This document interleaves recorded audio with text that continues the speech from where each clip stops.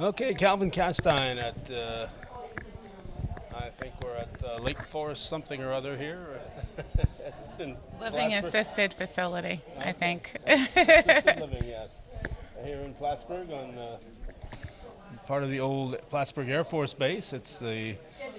I think it's the 17th or 18th. What's today, the 17th or 18th? I lose track. I think today is the 17th of May 2022, and we are going to be listening to this young lady talk about Native American stuff. Is that what The you're? Haudenosaunee Mohawk creation story and how the sculptures came into being, what the significance of the sculptures are to the Mohawk culture and to the creation story. Okay, and you're Emily. I'm not gonna try that. Kasennisaks Stacey. Kasennisaks means I'm looking for a name in Mohawk and translated to English. It means you're looking for a name. It does. It does. Is that your given name? I mean, is that what they called Yep. you? Yep. They couldn't decide, so they gave you. It was a very interesting ceremony in the Longhouse, you're right, they couldn't. I guess it was the spirit said it was complicated, so but that's what they agreed on. So all the clan mothers, that's what they agreed on. So yeah, it's Okay. fun. But you were born here in Plattsburgh. You grew up in Plattsburgh. I was born and raised here in Plattsburgh. I gave birth to all three of my kids here in Plattsburgh. I raised two out of three here in Plattsburgh. Yeah, yeah. Okay. So I'm a native local, and then a native from thousands of years ago. So Your ancestors were here before mine. My yes. earliest ancestor came through with Samuel D. Champlain. So. We were the inhabitants before there was other inhabitants. So. Before us interlopers showed up here, right? Oh, they were curious, and you know what? So were Mohawks. So we share that in common. Okay, so it's a Mohawk that you belong to. Part of the Yes, Mohawk. yeah, I'm Turtle Clan in the Longhouse. Okay. Did you know Ray Fadden from Six Nations Museum? It did. I met Ray Fadden in the 80s. My parents knew him. Thomas Stacey and Andrea Vanderhorst. As a matter of fact, we used to go to his house, and we did a few times. Though this was back in the 80s, though, and I was very young. So I vaguely remember Ray Fadden. I remember vaguely his son John, but that was a very long time ago. So, I yeah. had to meet. I got opportunity to meet Ray toward his latter years, but I always got along better with John. Ray, Okay. Ray could be. Yes, he was very much an elder when my parents had taken us there, and it was very interesting. It was, but yeah, he was in his latter years too, so he didn't really.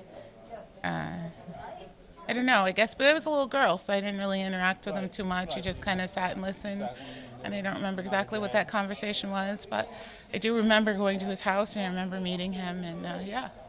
Okay, was it hard for you as a Plattsburgher to find out about your Native American roots? So actually, as when I wrap up this Haudenosaunee creation story, I will be stepping into the intergenerational violence against Native American children. I am the first generation survivor of a residential school survivor, my father. My grandmother was too. Growing up, I wasn't allowed to say that I was Mohawk. I learned through my parents some of our traditions, but it was very secret and wasn't supposed to be put out in public. It was a very real thing until about 1992 when my parents felt that it was safe enough for us to say who we really were. I watch a lot of the Canadian news, and they're really getting into a lot of this residential school stuff coming out, and it's really sad stuff coming out. It is very sad. My dad, throughout the years, shared horror stories on to support why he felt that this was a good idea. And you know, when you're young, you don't understand, but as you get older and you start digging into sociology and what violence is and abuse, then you start to really understand about different things than what was told to you and how deep that really goes. Yeah, and It's terrible. So hopefully I will be able to do some type of performance in regards to the intergenerational violence against Native children in residential schools, because I really think that'd be a nice tribute to my dad. Yeah, it must have been very difficult for him to talk about that. 'Cause Oh yeah, it so, was. He spoke about some of his friends being killed by a German instructor, and witnessing that. One minute he's playing ball with them. He said back in the 50s and 60s they had sand balls that were made out of leather, and that was the kind of ball they played with. And he said the German instructor got mad at him, chucked it at him, and just completely tore up his stomach. He died instantly. And so that was one of the horror stories, not to mention the abuse, physical abuse. It was horrid. I mean, yes, I can imagine. Well, I can't imagine. Yeah. It's just beyond belief of what the stories that are coming out. So your main topic tonight is going to be pertaining to what? So the creation story about Native Americans, more specifically Mohawks, and how we live our lives and how we are the protectors of Mother Earth. This story has been shared since the beginning of time, and the creation story shares our beginning of time, and how what we do today did not start with us. It started somewhere, and more specifically, it started from a woman falling from the sky. Okay, so you're going to get into all that tonight? Pretty much. I'm going to touch on it. I'm not going to get. Actually, it's a very lengthy story, and I think I neatly compartmentalized it into something that wasn't too long, but you get the gist of the interest of who we are and what we are, and to help to bridge a gap between the natives, the Mohawks, and the non-natives, and kind of lay to rest a little bit that we're not as different as you might think. I talk about the Iroquois Confederacy, which is on one of the shell pieces, which is really important, which helped create the United States Constitution, the Great Law of Peace, which is something that our people went to the forefathers and said, hey, listen, we've got this, and this is how we run our society, and they thought it was a really great idea. A lot of people don't know that. You're not going to find that in the history books, but it's out there now more so than it was before. So now is really a great time to kind of put that together and say, come on, let's try to get back together like we once did at one point, and bring back the unity and the treaties, and how we're going to make peace with each other, and here's why. Okay. Now, if people want more information, or is there websites and? So we're on the Facebook. It's called the Giagenta Plattsburgh Art Project, Turtle Sculpture. Can you spell that? Giagenta? Ooh, Tsiiet. If you look up the Plattsburgh Art Project or Turtle Sculpture, it'll bring you right to it. I forget how to spell it. But yeah, it'll bring you right to it, or you can contact me, Emily Stacey, or Penny Clute, and we'll be happy to take a little more. Penny just snuck up behind you and did this, which is Time the to wrap it up. universal sign language for wrap it up. Yeah, wrap it up. Okay. All right. Okay. Thank you, Emily. Yes, all right, thank you. Thank you.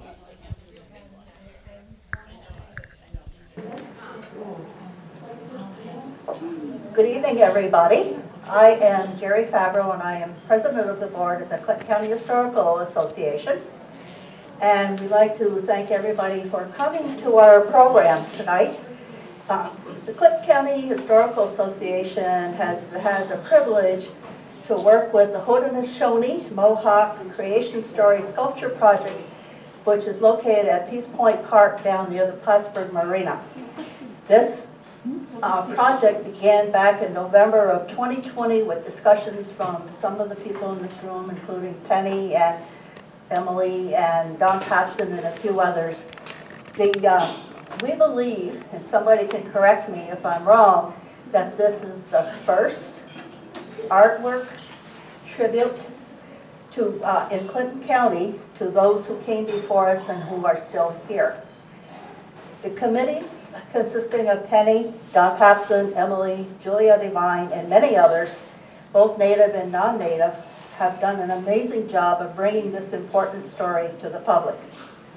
They have been very fortunate to receive substantial financial help from the community and from grants.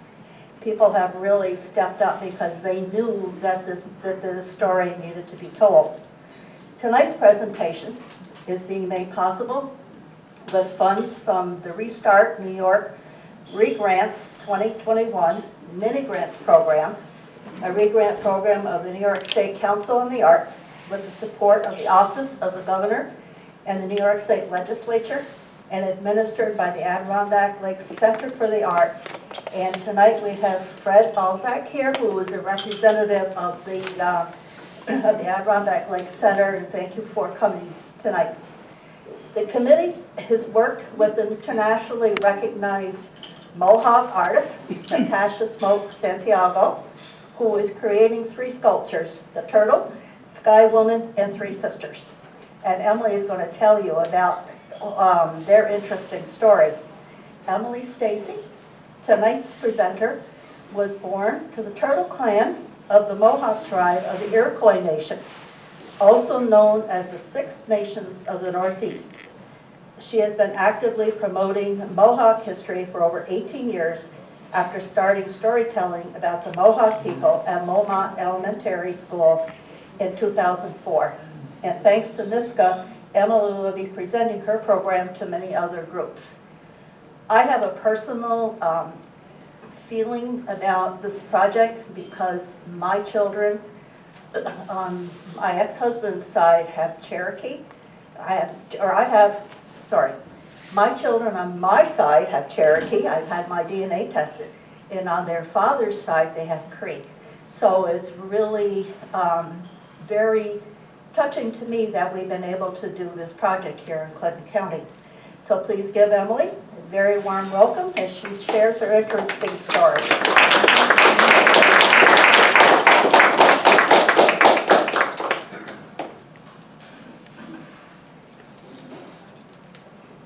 Thank you very much, Jerry. So my name is Emily Kasennisaks Stacey. Kasennisaks means that I'm looking for a name. I know, kind of strange, but that's what they decided in the Longhouse.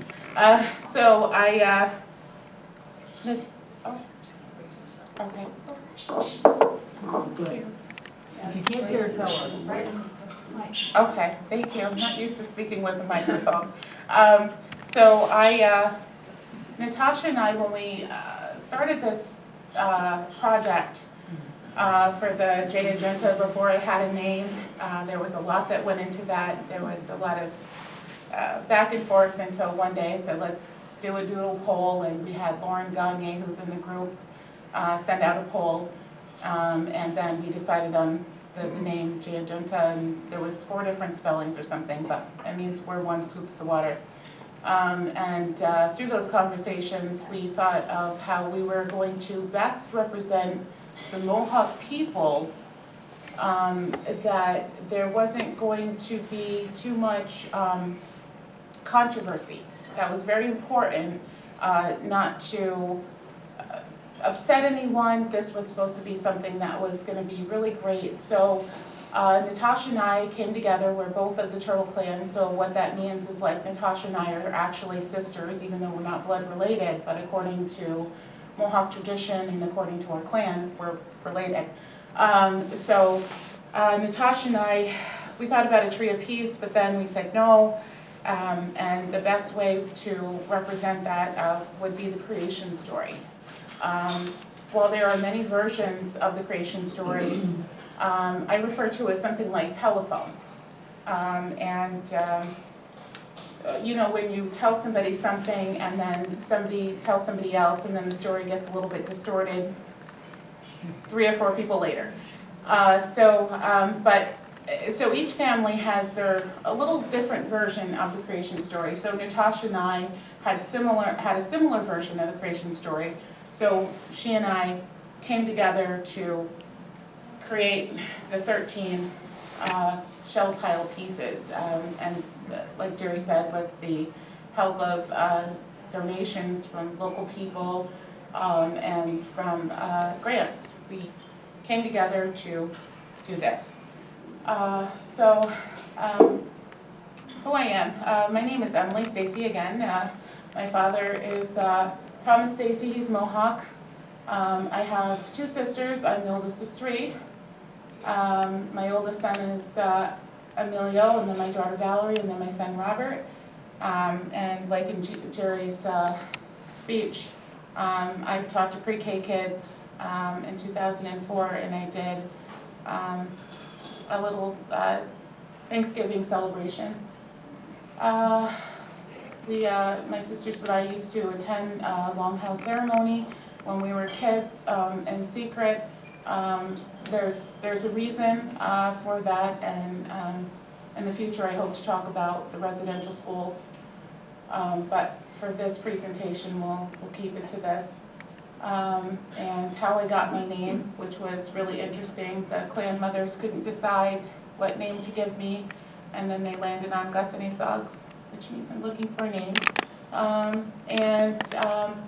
2019, I graduated from Clinton Community College with my Applied Associates of Science in Criminal Justice. 2021, I graduated from Plattsburgh State with my Bachelor's of Arts in Criminal Justice. 2020, I chaired two panels. One was for the tenant landlord for the city of Plattsburgh, and the other one was the Public Safety Citizens Review Panel under the former Governor Andrew Cuomo's Executive Order 203 for the vulnerable population of African American people. The creation story and the sculpture's background, like I'd gone through before, Natasha and I had come together to try to really figure out what the best way was to represent this. So the creation story, it starts with a woman that is been named Sky Woman for at least hundreds of years now, if not thousands, as far as the eldest person I know can remember and what they were told before them. And Sky Woman had a husband in the sky world, and she was pregnant at the time, and she was very curious about a black hole that had appeared in the sky world. And one day she had gotten too close to this black hole, and she had looked into it, and when she looked into it, she fell. And when she fell, it's later told that she had some seeds that she had grabbed as she was trying to hold on to the earth from the sky world. And they would actually come in handy sometime later when she was able to start planting them and letting them grow. When she fell from the sky, Sky Woman was met by, there's different versions of this too. Some say that it was geese. I've heard geese. Some people say that it was eagles. Some other people say that it was another type of bird. I've heard that it was geese. And so they had carried her from falling from the sky and landed her on the turtle's back. What happened after she landed on the turtle's back, the sea creatures, because there was no earth here at the time, and so the sea creatures, they went all around, they talked amongst themselves and said, what can we do to help this woman? And like I said, she was pregnant at the time. They were worried about helping her survive and how they were going to do that. Of course, it seems very strange because they had never seen anybody like her, and she's never seen anybody like them. So to both of them, this was a whole new world. So when so the animals talked amongst themselves. Each one of them tried. One of them said that there was dirt at the bottom of what we call the ocean. So they go down to find this dirt. Each one of them fails and dies. At the end, the muskrat is able to get some dirt, and you see him float to the top, and in his palm of his paw, you see dirt, and he passed away too. And so Sky Woman, she decided that she was going to dance in this dirt. Dance and dance and dance and dance until more and more dirt was created, and then she was able to plant her seeds to sustain herself. So where the earth is now, we call Turtle Island. Turtle Island is the earth that still sits on the turtle's back today.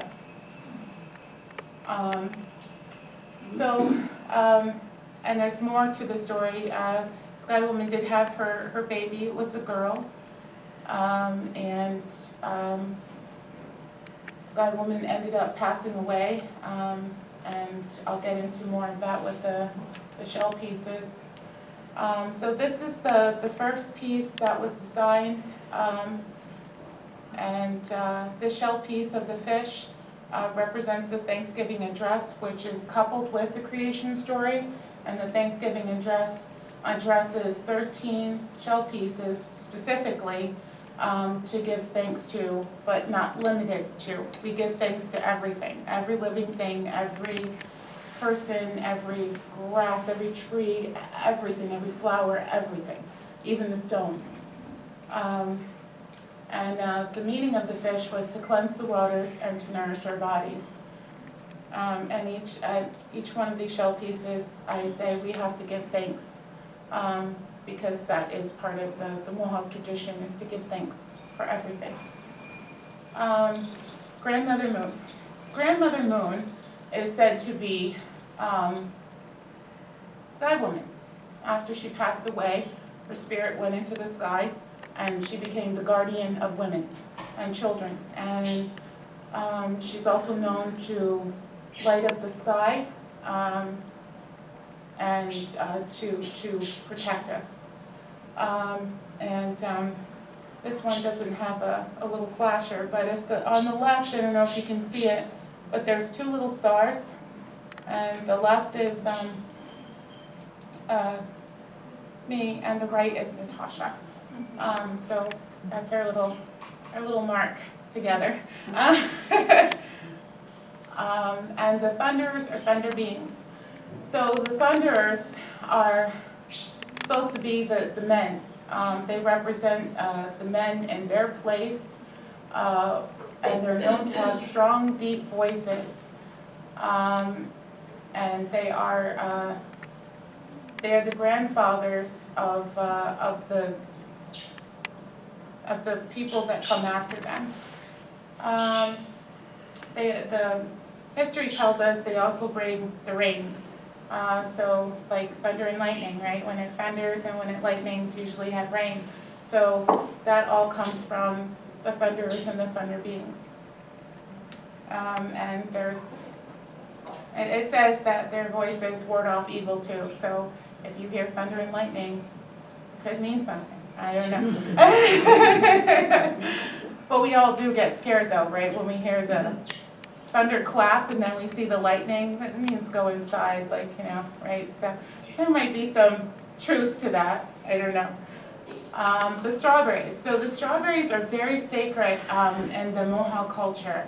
It is one of the fruits that actually brings us together, and so much so that we have a strawberry festival. The Strawberry Festival is where the community goes around and they pick strawberries and they bring it back to a place like the Longhouse. And some of the women put it on ice and put water in it and smash up the strawberries and have it as a drink, or you can have it warm, where it's warmed up a little bit, and you can have bigger chunks of the strawberry. Both excellent, very good. But it's a way for us to come together to enjoy something that is good for our health and good for our life. The strawberries are considered to be one of the medicines that helps us heal in this life. The medicine, which means that there are things that are provided from the earth that take care of us, that heal us from anything that can come our way, which is really, really interesting. You just have to find it. The pine and the wampum. The pine represents the white pine or the tree of peace. The tree of peace is significant in the Haudenosaunee Iroquois Nation. The tree of peace was representative of the first tree that grew where natives would ground themselves. So towards the beginning of things growing more rapidly, the white pine was said to be the first tree that grew during Sky Woman's time and her daughters. And so the white pine is actually very sacred. Not that other trees are not. Cedar is definitely sacred to the Mohawk people, but it was the first tree, which is very good. And I don't know, like Penny had asked me before about, is it just a certain type of tree? I think that it's hard to say at this point what the inception of the first tree would be now that there's so many different species of the white pine. Like there's red maple, and then there's another type of maple, which came before the other. So we just say the white pine because we're not sure. It's so long, it's long ago, and I'm not sure that we'll know that. So in the sculpture to the left, you see what looks like a scroll maybe, and then you'll see beadwork. That's what we call the two-row wampum belt. And the two-row wampum belt represented agreements after we had been here for quite some time. And it also is representative of the Great Law of Peace, which is one of the first notable agreements between, I was told the Mohawk people, but I put Iroquois and the European settlers. And so this is pretty personal to me, just because I can understand how the people here wanted to connect. And so this project was important to me too, because this gave me an opportunity to potentially bridge a gap between non-natives and natives. And it was really nice to be able to grow up in this society and know about the Mohawk culture to ease the mind of everybody, which is very, very difficult to do, or can be. So I think because sometimes there's apprehension, a little fear from both sides, being taken the wrong way and whatever. So I really like this because I can see it and I can feel it. And the maple leaf. So the story of the maple leaf is unique compared to the other shells. So part of the creation story, some years after Sky Woman and her daughter, there was a very cold winter, and the people said, we can't get any water. We need something to drink. It was too cold, everything had iced over, and I think that they were struggling to get the energy that they needed to get something to drink. So they said that they had called on the Creator to come and help them. And so the Creator gave them the maple tree, of which they could use sap to drink. And it also turns out to be part of the medicine as well. So that's an interesting story. So the water is not just a sustenance of life. It teaches us that water isn't something that we shower in. It's not just something that we wash our hands and face and our bodies with. It carries something more significant. There's energy in the lake, the rivers, the streams, the ponds, and the oceans. We also enjoy it when the thunders bring it to us. And the Three Sisters. The Three Sisters hold a significance in the creation story because the Three Sisters have said to have grown from Sky Woman's burial site. And where she was buried, corn, beans, and squash grew after she was buried from the earth. They grew. Some versions of this say that the Three Sisters were shapeshifters, meaning that they were able to be in the vegetable form, and they were also able to be in human form, which I think makes some sense because that would give them an opportunity to go and spread much further than letting the winds carry their seeds so that they could spread further. Or maybe they taught people how to grow them and how in the community, because there was a story about the Three Sisters in one of the versions of the creation stories where they got married and had children and had lives in the community. But that was one story that I heard over the years, but then someone else didn't tell it the same way. So, but I actually thought that gave further explanation about these Three Sisters and how they evolved, and I thought that was just great. So I'm just sharing what's omitted and what was included. These are my three sisters. I call ourselves Three Mohawk, Three Sisters of Plattsburgh. This picture was taken in the Press Republican by reporter Robin Cadell at the Trinity Park located downtown. A man by the name of Jake Swamp, who was my adopted grandfather. He was a chief. His wife Judy was a clan mother of the Mohawk Longhouse, and they had given us a tree. And I want to say this was, in '92. A few days later, the tree was broken, and it was unable to be repaired. My sisters and I decided we were not going to plant another tree, and that was discussed in our group, and I had opted that I didn't want to have to go through that again.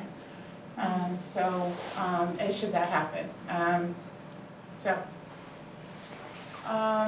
the people in 7 generations. This shell piece represents many different things. In the Mohawk tradition, we are told that we are to teach for 7 generations. I think initially it was for the 7 generations after us, but being of which it's been thousands of years, it would include the 7 generations of everyone all before us. And then for 7 generations after us. And what that means is that biologically we know that we can't most likely see our 7 generations after us. We're lucky to see great-grandchildren, let alone great-grandchildren.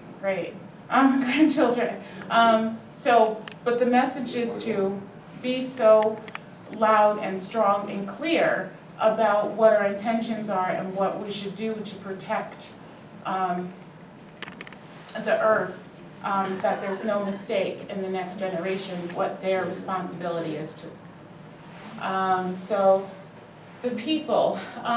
So this also talks about the people, which is part of the 7 generations, and what our position is, like I just explained. What's really interesting about this is that when Natasha went and smoked it in the cedar, she had initially etched how the people are holding hands and how they're connected, but then the smoke, very vaguely, in one part, but it's still there, how it agreed with her and how the smoke connected them again, which is really interesting because that's the way it should be. We should be connected and unified. The people are also responsible for the Great Law of Peace and the Iroquois Confederacy. Trying to see. That's it. So the winds. Well, we got lots of wind today, so that's for sure, and it's still going. But the winds are the air that we breathe. They work together in bringing forth clean air and changing of the seasons. They also tell us messages, and they give us guidance. And as we know, the winds come from all directions. The four beings. They're also messengers from the Creator. The Thunderers are too. They send messages. They are noted specifically for giving messages. They're also spiritual beings. I've known a couple of people in the Mohawk tribe that have lost their way. And what that means is that they've taken a journey to a place that is not their journey. It's like they've taken on someone else's journey. And there's a place called the Sweat Lodge. I'm sure that some of you have heard what that is. And so in the Sweat Lodge, spirits like the four beings come in, and it's men who actually do this. It's not the women in the sweat lodges. My father says they can't go to one, but I asked him about it. But I've seen how you have to prepare for it. And it's interesting that it's men, and I guess now that I'm older, I understand why it's men who do this. It's because they are the ones who are designated to talk to the ancestors and the spirits, to cleanse this person and get them back on their journey. So I think that the four beings are part of this journey for guidance, and that's why the men are the ones who do it. And they also warn us of danger, so that couples with what they do in the sweat lodge. From what I'm told, it's like I said, I say you can't go. He said I don't need it. So, okay, that's good. So the natural world, the last shell is the natural world. The natural world represents the turtle shell pieces we covered. It means that all things that the Creator created are to be thanked and treated with respect. The message that is sent is that we never take more than what we need and replace what we take. It's a difference between them and us. Yes. White man doesn't seem to understand that. Yeah, well, try telling people that, right? And they're like, 10 heads. Okay, and that was it. So Nyala and Mohawk, and this is the end piece. That's all 13 shell pieces on the turtle's back, located in Harborside, Peace Point, downtown Plattsburgh. Currently, it's getting TLC. Is it still getting TLC? It's still getting TLC, Okay. so it can be in great condition in a couple of weeks. Yes. What is that then? Well, Tender loving care. Tender loving care. some of the varnish peeled off in the winter. So Natasha is fixing that and doing 2 more statues that will go with it. Yes, the three sisters and Sky Woman will be at each point. Like if you're looking at the shell, Is there something Back. close to here? at the top and at the Yeah, bottom. down. Will that be done this year? Yes, sometime this summer, late spring, summer. Yes. Emily, where is, when you refer to Harborside, where is that in Plattsburgh? Okay, so you know where the Amtrak station is? Yes. Okay, and you know how you go over that little bit of a hump, a hill, and Right. then you go down, and then the Naked Turtles to the right, and then the Right. marina straight ahead. Yes. And then there's where that farmer's market, I think, is down there. You take a left down there. Well, you veer right to that right after you take that left, and there's some type of military dedication or something. I forgot the name of it. USS Champlain, I Yes. think. Okay, how could I forget? But USS Champlain is located right in front of it, and then there's a little pathway that goes to this compass that not a lot of people know is there either. But the turtle is actually located right before the compass. Like, in order to get to the compass, you have to get to the turtle first. So then there's some concrete or tarmac around it. So, yep, that's where it is.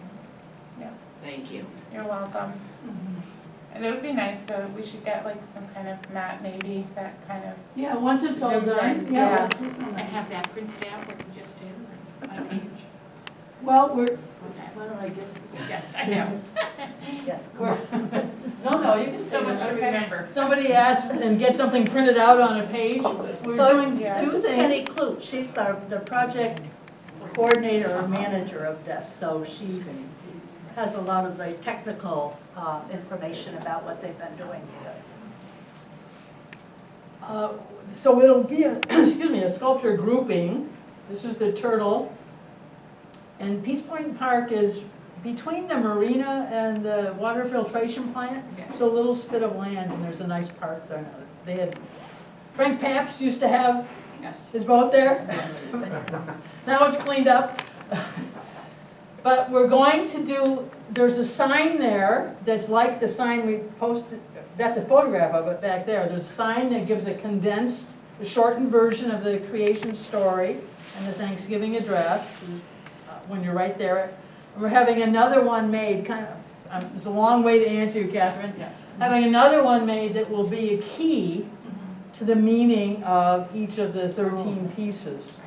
So that when you're there, you can look at it and tell. So just have a caption in English and French. There's a QR code, you know, a digital code on the big sign that will connect to the Six Nations Iroquois Cultural Center in Onchayota. And I'm thinking, just kind of a little longer term now, that we'll be able to have some pages there that talk about these topics that Emily's talking about now. So that's how we're going to do that. Shoot, there was something else I was just going to... Do you or will you have some type of brochure with a little bit of information on Well, it? you know, has not we had thought about that, and when Emily gave this talk a couple days ago, somebody else asked about that. And frankly, probably not, because when you have a brochure, somebody has to make sure they're printed up and made available on into eternity. I'm not going to live that long. And some people throw them away. So that's why we went the QR code route. We're So that- also very much into protecting Mother Earth and not wasting trees. Yes. This is part of our So presentation. probably there won't be a paper thing. Right now, we're hoping the TLC, we are planning that all the repair and the new statues will be done within the next couple of weeks. And it's not public yet, but we're planning for a June 11th dedication of all the sculptures together. And a very well-known elder, Tom Yes, Tom Porter, is Porter. coming. Did you Yeah. want to say anything about Mr. Tom Porter? So Tom Porter is actually my father's friend, my father, Thomas Stacey, and he and my father have known each other since longer than I've been born, and I'm 40. So, but I don't know too much about Tom Porter, but I do know that he is a Mohawk educator, and that he lives in Fonda, New York. Which is kind of like a sovereign nation, which is very different from Haudenosaunee. Sovereign means that they not only govern themselves independently of the government, but they do not accept any funding. They are self-sufficient in everything that they do: food, water, clothing, shelter, everything. Very independent, and they all work together in this community, very much like Guyonge. Guyonge in Altona, the smoke shop, as people call it, that is a sovereign nation. It is not a reservation. As a matter of fact, my dad in 1972 got with the former Governor Mario Cuomo and a couple other guys to get that piece of land. That's another interesting thing. So Tom Porter, he is a teacher and educator. something like me, but more experience. We'll get there. Yeah, so, and he speaks the Mohawk language, but he, I think he learned that as an older age, but I'm not sure, I haven't seen him in a while. Yeah, so. So we hope to have a kind of a festival, a dedication festival on Yeah. June 11th. Tom Porter will come, and the Native North American Traveling College will have educators come, and they'll be demonstrating and teaching some traditional dances and songs, I believe. So it'll be fun. My favorite It'll is be the Saturday, and that's a Saturday, so we're thinking. Penny, like- can- Strawberries? Is it like strawberry? Well, I wondered, but there may be strawberries at that time. I don't know if we We'll can have have a beverage or not. We'll have to see. It's up to the strawberries, right? Yeah, Penny, if they're can you ready. keep me updated on that? Because I know, can you keep me updated on that as far as time and whatnot? Yeah. Because Yeah. I Yeah. can tell you right now, there are people that are gonna wanna go. Good, and would you Yes. remind me? Yes, I want to do that, and I'll be, probably next week, do a press release about that. And But, yes, I will yes. remind you Thank you. several times. Don't forget me, don't forget Nag, me. nag, nag. Okay, thank you. I've really enjoyed being part of this group. Oops, sorry. Am I what? Affiliated in any way with the Indian tribe from Two Mountains in Quebec? No. I'm part of the First Nations in Canada. That's what they call us, the First Okay. Nations. Yeah, I it's been so am- long ago, I can't really I'm, tell you what their tribe is, but they've had, I think they have their, like an independent place there in Two Mountains. yeah, they would be from a different tribe than I am, and they're not part of the Six Nations. Okay, The Six Nations are exclusively just the Cayugas, the Onondagas, the Senecas, the Mohawks, the Tuscaroras, Oneidas, yes, thank you. I always had trouble as a kid with that too, so should be no different now, but the Tuscaroras came in around the 1700s. They were part, that's what makes us the Six Nations, but we originally were the Five Nations until we adopted them. Yep, so the Six Nations of New York State is those people, yeah. And then we're all broken up on the map. If you get a chance after we're done, the map back there, actually, that's the one, right? We have a couple of signs. But that one shows the map of how, how we were sectioned off, how each tribe had jurisdiction in certain areas. Oh, I probably should mention that too, really quickly. The significance of where that turtle is, where it's placed, is because it marks the ending land for the Mohawk people originally. So it was perfect because there was no other place in the city of Plattsburgh that would be able to afford that. So it's the farthest east, Yes, right? because it's the Near furthest east. keepers- We're the keepers of the eastern door. So the farthest east point of the Confederacy, right, Yeah. is Mohawk land, and this is the farthest east East. of Mohawk land. That was, Mohawk land. yeah, of available land still, which was perfect. So that's the other significance, and Natasha and I both agreed that it was a perfect spot. It had really good energy, it's very good land, so we agreed that that was a perfect spot. Yeah, and we almost said around the same thing, right, Penny? We were like, yeah, this is good. The two of you, yeah, yeah, And at different times, so. yeah. So that was kind of nice that we joined in together, that this is great, so. So last October, due to the efforts of, I hope I'm giving the right people credit. Last October, due to the efforts of Penny and Emily and the group, Mayor Rosenquist designated October 12th, right, as Indigenous Peoples' Day here in the city of Plattsburgh. So that was a really good step and really showed how hard that this group has worked to bring recognition. There's also a little plaque, I think, near the Samuel de Champlain Monument, isn't there, that talks about the native plants? Yes. Yes. That are- And in fact, it is in the ground now. They installed it last week. We didn't install it over the winter. So, but yes, we unveiled it Yeah. on Indigenous Peoples' Day. Emily and her 2 kids, 2 of her kids.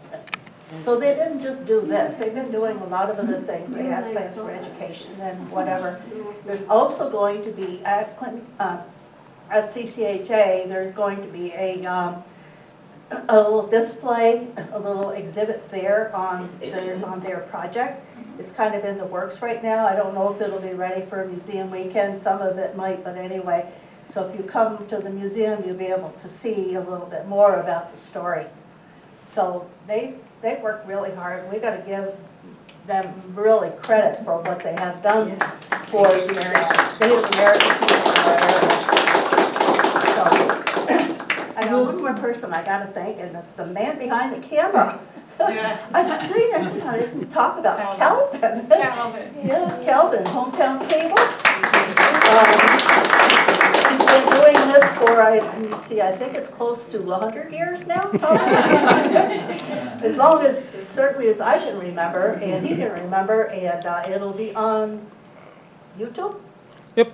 And you still have your Hometown Cable channel? It'll be on the cable in Plattsburgh in a couple of weeks on channel 192. It'll be on a Monday and a Tuesday at 7 and then again at 8. So And be for a couple of anybody who weeks. has Facebook, it'll be there, so you'll Yep. be able to see the program again. Calvin is just, he's a treasure. Can't even begin to tell you how much history, how many stories he's captured. Not just history, but sports and a lot of other stuff over the years that would be lost if it wasn't for Calvin Castine. And his wife Judy, who also gets behind the camera sometimes. So, behind every good man, there's that woman, right? So, That's what they all so say. anyway, do you have anything else that you want to share? No? Will you Any be more bringing questions? Got any more questions? presentations like this to the area? I've seen this before, but it's nice to know the history behind it and learn about what each shell means, and knowing that there's going to be a program that honors this. Is this something that we can expect to see ongoing here in the area? So I initially created this PowerPoint in October, I think, of last year. And that was to help individuals who couldn't get out to see the turtle sculpture, like in the winter, or through, some type of, disability that could prevent you from going, so I could present these. I'm not really sure. So far, I have presented this about 4 times, including the Champlain. I think so. And there's Yeah. one more scheduled. Yeah. scheduled. I have Have you done schools? Because, we all talk about this almost on a daily basis, how schools are losing a grasp on history, especially local history, and especially history of the First Nation. And, they don't even know about the Vietnam War, never mind what you just talked about. They don't teach your kids. They don't teach it anymore. They don't, excuse me, they don't teach it at all. When I was growing up here at the Plattsburgh City School District, it wasn't something that was in my academic curriculum. It was Right. something I learned at home. Right. My children, it wasn't something that they were, well, when my daughter was in high school, she had a teacher that did talk about Native Americans, but I don't know if he included that in his curriculum because he wanted to be inclusive of my daughter, knowing me. I had him as a teacher years ago, so he wanted to show good faith, I guess, that he was being progressive. I don't know, but it should be taught in American history, just like Absolutely, everything yes. else. Absolutely. And it's not the way it should be, but I don't know. But the city school districts have to also want to have an interest in this. So if the school districts don't have an interest, then I can offer to present, but if they don't reach out to me, then I have nowhere to go.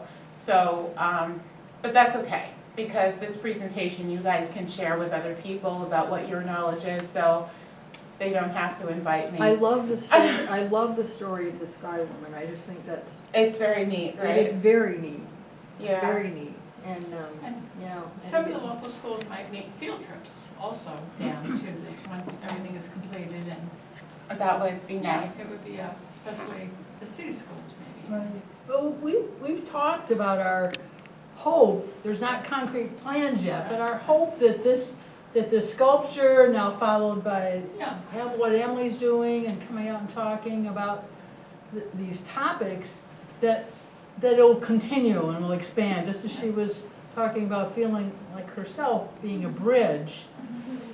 I'd love to see this information kind of embedded in it, not just be this separate project that occasionally somebody can come and go. We've been working and talking with Anya Bouchard at the CEF library system.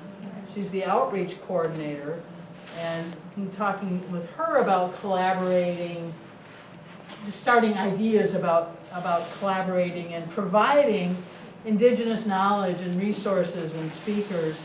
She's very interested. She's already applied for at least one grant, I think maybe two, to try to support this, to buy resources, support Emily or others going to things or having field trips. So we hope and we don't want to just end with the turtle being on the ground. I guess I better stop talking.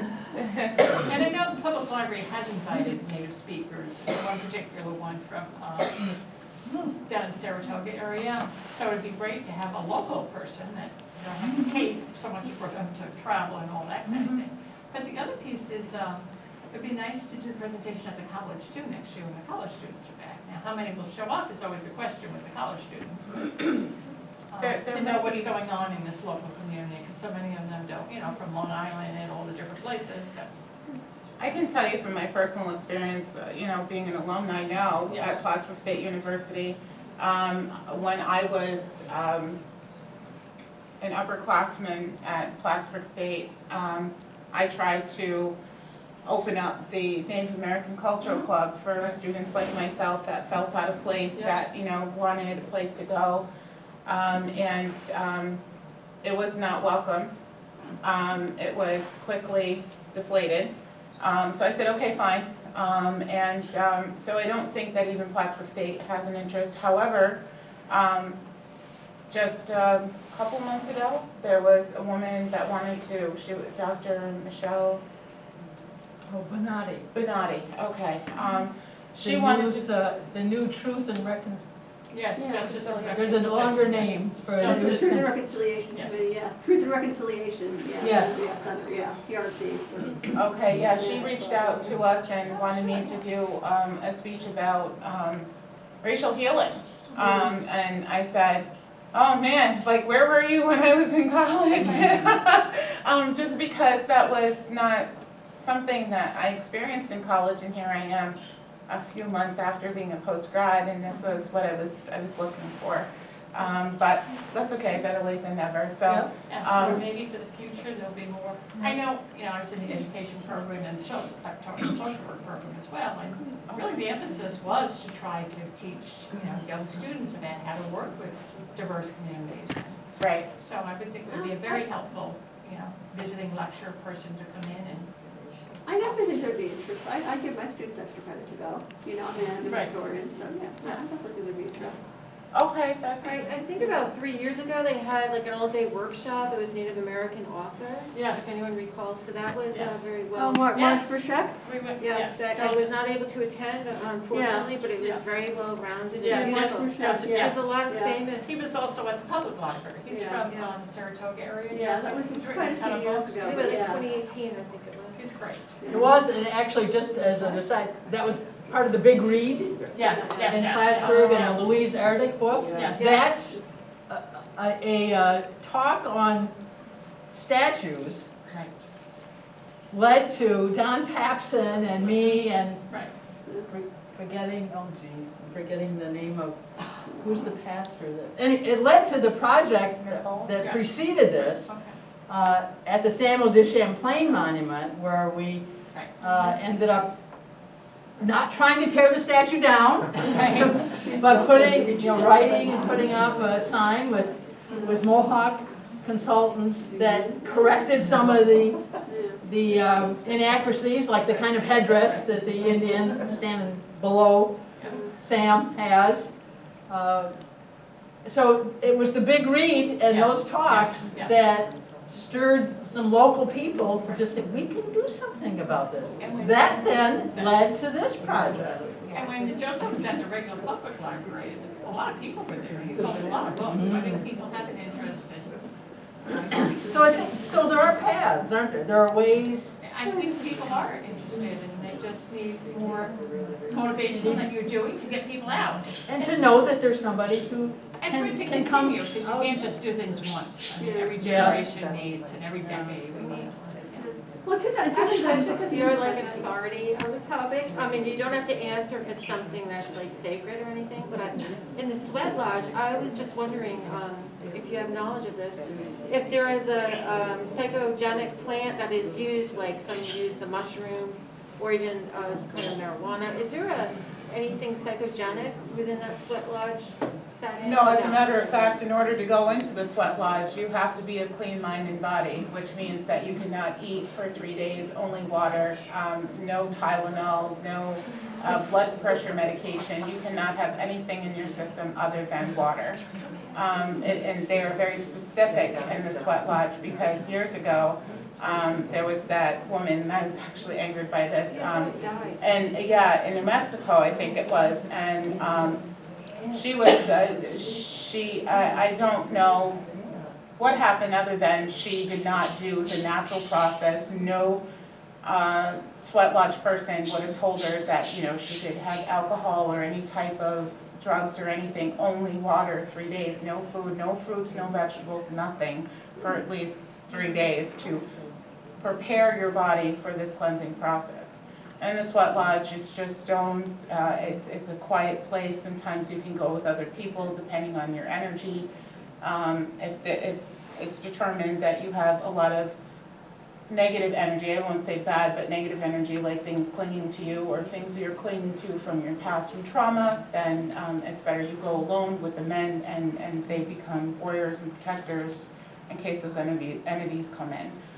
That is my knowledge of the sweat lodge. So no, no, there's no hallucinogens that are put in there. You might hallucinate from sweating and the temperature rising because there are hot rocks in there and they pour water on there just like a sauna. And it does get very, very hot in there because there's deer skin that covers these sweat lodges. Yeah, so hopefully that answers your question. Oh, definitely, thanks. I have, I'm sorry, a structural question. I'm very unfamiliar with where this is located, but I was wondering if it's going to be accommodating to disabled people in wheelchairs. Where it's located, it is actually. It is? Okay, Yeah, very the way good. the park is, and this is between two sidewalks, Oh, or okay, paths, great. Absolutely. asphalt Good paths. parking. Yeah. And the signage, the Creation Story sign is right next to the sidewalk, so there's somebody who can't walk on the grass, can read it there, and that's close enough. Yes, actually, that was one of the things we thought about, and the Department of Public Works Yeah. were very insistent about. Yeah, very good. And a sideline on that would be, are there places to sit, like, that might even be fashioned, like, to look like logs or like stones, where people can have, not benches, but will there be places where if people need to rest, they could sit? There are benches there, they're Okay. metal benches. There's, Well, I think, two of does it them. face the other way though? It does. There's not that yet. Oh, well, if Whether you're there gonna will add it, be, I it'd mean, cool it's to not make it remote, people, creative, make it like natural. There's- Nice. I there's- always think of that because I have. that stone benching, when you go a little further, where the compass is, but you have to go down there. But the stones are, the shell pieces are not there right now. Right. Because they're with Natasha. But one, just of the most basic things, one thing that many things I did not know. I've really learned a lot, enjoyed getting to know Emily, being on this project, working with us. And one of the very first things was, I didn't know that every turtle has 13 pieces that make up their shell. And then there's 28 pieces that go around the edge. I didn't know that. So it's not just picking 13 out of the air. is what the turtle brings us. Yes. Wow. 13 moon cycles and, You know that? yeah. So, Good to know. yeah. Yes. Thank you so much, everyone. Thank you for Thank being so you. interested.